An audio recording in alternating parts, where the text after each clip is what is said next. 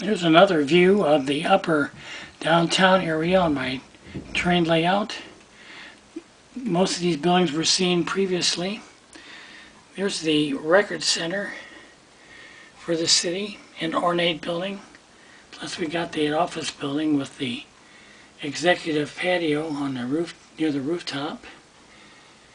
And then down the street we have the Wanamaker's department store.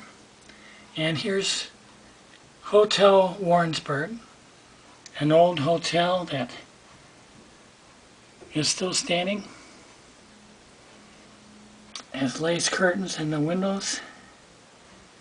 That's a view down the street. So thanks for viewing another section of my upper downtown area on my model layout. Thanks for viewing.